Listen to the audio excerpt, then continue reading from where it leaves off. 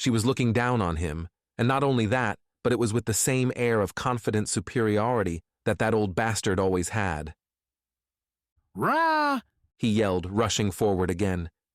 She's fast, but if I can get her in a grapple… His arms went wide for a tackle, but she was no longer in front of him. His momentum carried him past her as she sidestepped. Once again, before he could even process the action, a fist crashed into his jaw, sending him careening sideways. A computer station caught him, breaking a fair bit under his weight, but keeping him from falling to the ground. You… fucking… He righted himself. I'm getting tired of handing you advantages, but here, last one. Her stance lowered as her hands came up. With palms open, she signaled for him try grappling her again. He mirrored her stance and stepped forward carefully. She stared at him with an intensity he found hard to hold. The two clashed like stags. Their arms tangled and legs pushed against the ground. He thought to overpower her, but she wouldn't budge. It wasn't even that she was reacting and matching him. It felt like he was struggling against a brick wall. He forced himself to lock eyes with her. There wasn't a hint of struggle or doubt in her. Are you starting to understand? She said through gritted teeth. There's no way. He made another move but got nowhere. You know my name, but do you know much else about me? She got her right arm underneath his left. He grabbed her shoulder, but that was fine. I was the close quarters combat specialist for Cerberus. This is my bread and butter. Your ass wouldn't have even made GI, and I'm going to enjoy teaching you why. Scylla looped her left arm up and over his right, locking it down. She then quickly positioned her left foot in and behind his right and slammed her right leg into the floor. With her right arm as a brace, his right arm locked down and her left foot positioned perfectly, she forced him back and off balance. Without slowing, she redirected her momentum and pivoted on her left foot, bringing him around and down. His back slammed into the ground, forcing all the air from his lungs. She felt a rib crack under her forearm. Thoughts raced through his mind, but he couldn't speak. The back of his head throbbed where it had met the floor. He couldn't get his legs up underneath her. His right arm was still locked, and because of her forearm, he couldn't get his left arm in any useful position. He struggled to no avail. She simply held him in place. She stared at him, trying to lock eyes, but he refused to meet her gaze. There it is. She chuckled and let up. She stood and looked around the room for something to bind his hands with. His eyes never left the ground. His attention was caught by a fair-sized shard of glass from the station he'd broken. Well, it seems like the only thing in here to bind you with might be your shirt. She waited for him. You fucking bitch. He was up and coming at her. Her left knee came up to intercept. The armor caught the glass shard, and she brought her foot back down. A swift right punch came down into the place in his chest her forearm had fractured. It wasn't likely to do much damage, but the pain would be excruciating. This time she didn't pull back. Her right hand came out of the punch and grabbed him by the hair. With that, she wrenched his head down into a rising right knee. The strike was only made more brutal by the armor. Still, she didn't let up. The knee to the face transitioned directly into a front kick, planted close enough to the fractured area to further the damage and send him backward into the glass wall. Snaking cracks formed from the point of impact. Arthur stumbled forward a step. Pain racked most of his body. It was hard to focus. Scylla closed the distance and turned her right side to her opponent. With nothing to say, she looked him over for a moment.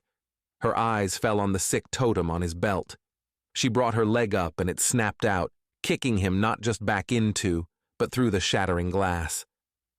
She watched as he impacted the ground 12 or so meters down. A thud and a roll left him lying face down in the dirt road. Penn took a moment to reholster her pistol and attach the wrist pieces for the hawk. Then she walked back to the edge and stepped out onto open air. A second passed falling before she caught herself with a quick burst from the hawk and landed a few feet from Arthur. A half-conscious groan let her know he was still alive. In Earth gravity, the fall would have almost certainly killed him, but apparently not here. He barely managed to roll himself over before an aggressive hand grabbed him by the collar. Scylla was dragging him down the road to the center of town. Blurry vision still managed to note the broken husks of his combat frames. Combat? What a joke. This wouldn't be happening if they'd given me His muddled thought was interrupted as Scylla threw him against a stone creation of some kind. It was tall and sculpted by hand. An art piece, perhaps, to mark the center of the town, a place of congregation. And a congregation there was. They dared not stray too close, but small crowds formed at the very fringes of the area. He watched Scylla notice the people. It gave her pause, but her face remained grim and cold. He could barely move, not that he'd get very far. He watched as she slowly pulled the pistol from its holster with her right hand. She was holding something in her left, but the edges of his vision were blurry, and his focus was on the gun less than a meter from his face. So straight was its aim that he could see down the barrel. His focus shifted to her face. Her eyes weren't intense or frenzied like they'd been when she fought. The look that replaced that one, however, didn't fill him with hope. Scylla looked him in the eye with a glacial cold. Penelope! She turned to see Gareth running out of the crowd. He stopped a few meters to her left. Don't. Given that the deal was till we got to Raxia, and that we are now on Raxia, I have no obligation to follow your orders. The pistol didn't move. Please. He could be useful. I'm sure he has information. Nothing a skilled tech couldn't get from his ship, I'm sure. Then why did... Arthur managed to sputter. She looked back at him, still holding the gun steady. Simple. I wanted to break you before I killed you. Pen, please. Gareth stepped closer. Pen threw the totem she'd picked up over to Gareth's feet. You're going to tell me he doesn't deserve it? He took the latest edition from the poor fucker who made contact with us. Gareth almost hurled. No less than 14 ears or other were strung through a cord of some kind. It was sickening. Maybe. Maybe it does, but you don't. Oh, trust me, I'm not going to lose sleep over this shit sack. Others? Sure, but not this one. Well, then just for me. Could you just not for me? She looked at him. Could you do that to me? Make me watch this. Look away! No. Her stare was terrifying, but he held his ground. He stared right back. Whether they could or not, his octopus-like eyes didn't blink once. She didn't say anything, but after a moment she let out a heavy breath and lowered the weapon. Thank you. I don't want to hear it. Crack pop! Arthur's head snapped back as a bullet embedded itself into the stone behind him. The crowds of people disappeared almost instantly. Penelope was already in motion. The fact that she'd heard the shot meant she was still alive. She registered Arthur having been the target as she grabbed Gareth. There was nowhere to go but behind the stone obelisk. Arthur's face had a small hole in it. The back of his skull was missing its bottom half. Given how the shot had taken Arthur, she had an estimate of the shooter's position. She hoped she was correct as she dove over the base and behind the stone structure. She landed on her back, letting Gareth use her as cushion, but quickly shifted to cover him. He could hear, even feel, a rapid, rhythmic beating in her chest. Pen cursed herself. Alvarez would be screaming at her for being so careless.